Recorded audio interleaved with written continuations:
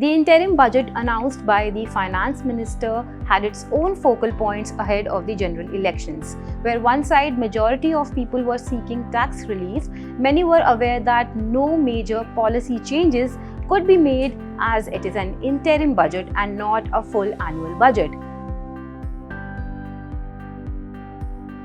So what were the top points? I'm Neha Vashisht Mahajan. Let's quickly take a look at the top 10 highlights of the budget along with how the stock market reacted to it.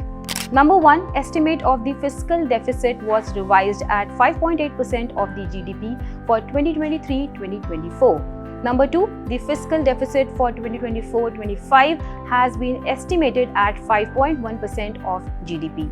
Number 3, Budget 2024 has increased the capex allocation for FY25 to 11.11 lakh crore rupees. It is around 3.4% of the GDP. The government is committed to cut the fiscal deficit target to 4.5% by FY26. Number 4, FY25 nominal GDP growth has been pegged at 10.5%.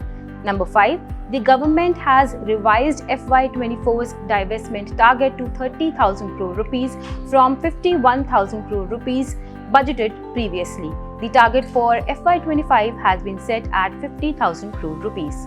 Number 6, focus areas will remain on skill development, education, the welfare of farmers, women entrepreneurs, women's health, and more. Long-term interest-free loans to be provided to states to encourage tourism development. Allocation for Blue Revolution has been increased in the budget.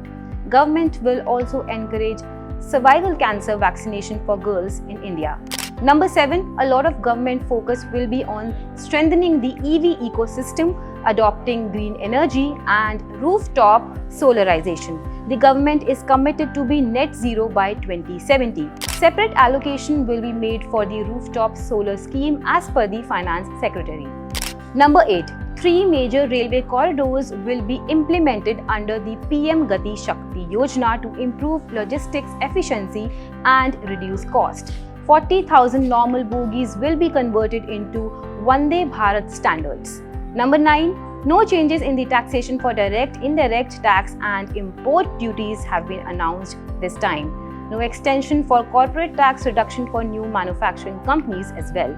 Lastly, number 10, disputed direct tax demand withdrawn up to 25,000 from 1962 up to FY10 and up to 10,000 rupees from FY11 to 15. Now let's take a look at the stock market reactions.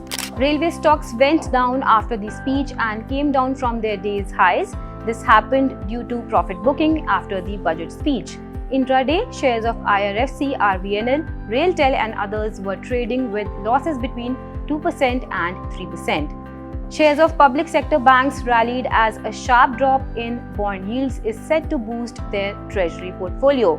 SBI, Union Bank of India, Bank of Baroda, Central Bank of India, Punjab National Bank and Canara Bank gained over 1 to 3%. Nifty PSU Bank Index rose about 3%. Shares of housing finance companies jumped up to 19% after the FM announced that the government will be launching a scheme for middle-class families to buy a house or build one.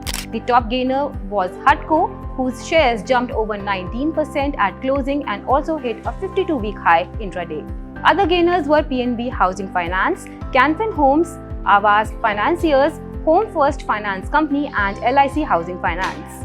Stocks in the infra space were mixed. Intraday shares of L&T, GMR Airports, Adani Enterprises, Dilip Buildcon and PNC Infratech were down 0.3 to 2%. IRB Infrastructure, HG Infra Engineering, GR Infrastructure Projects and NBCC India rose 1 to 3%. The markets closed flattish. Sensex closed at 71,645 while Nifty ended at 21,697.